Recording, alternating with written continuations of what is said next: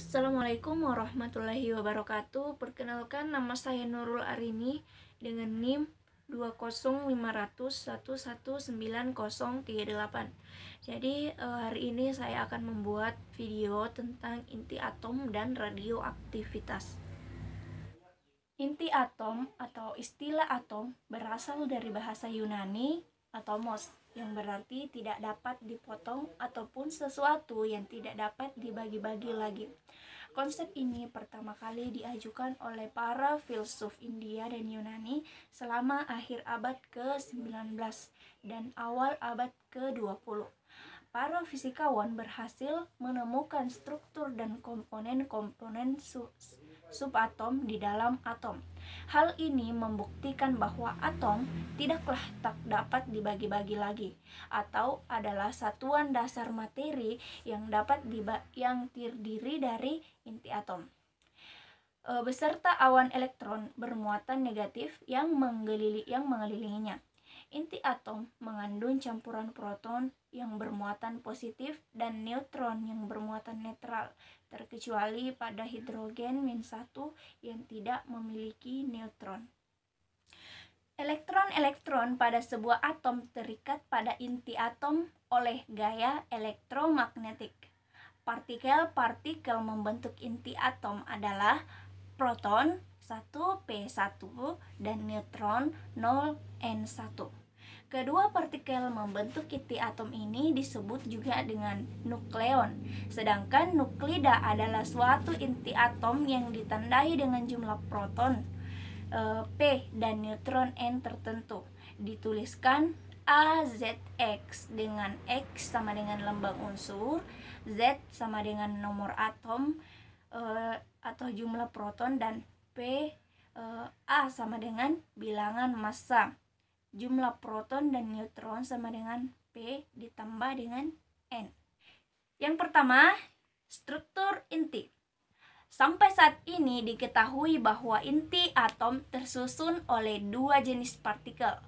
Partikel-partikel ini dinamakan dengan nukleon. Nukleon terdiri atas neutron dan proton yang massanya hampir sama, sekitar 1700 kali massa elektron.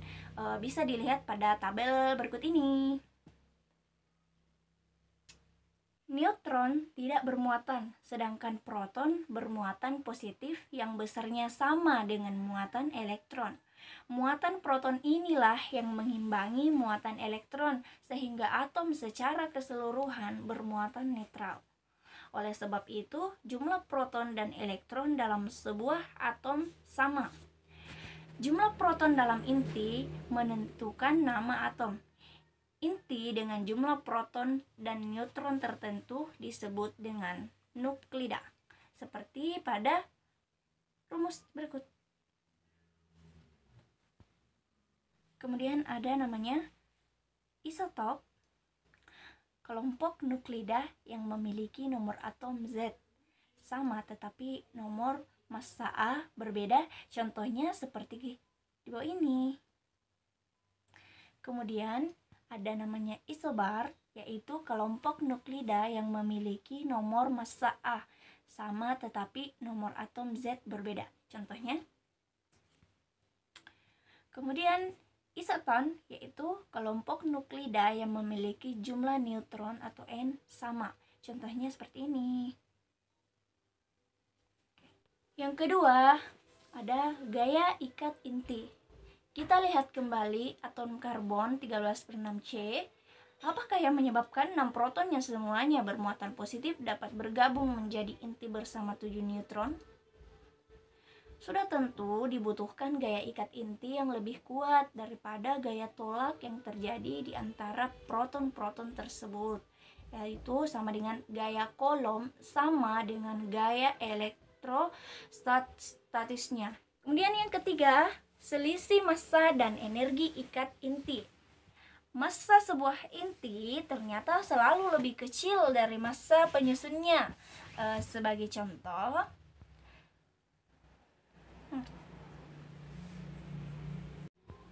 Nah, bisa dilihat bahwa karbon 126C itu terdiri dari 6 proton dan 6 neutron. Ternyata mempunyai massa inti yang lebih kecil daripada massa 6 proton ditambah dengan massa 6 neutron. Berarti terdapat selisih massa atau kehilangan massa yang disebut defek massa, bisa disimbolkan dengan delta M. Defek massa dapat dicari dengan persamaan sebagai berikut.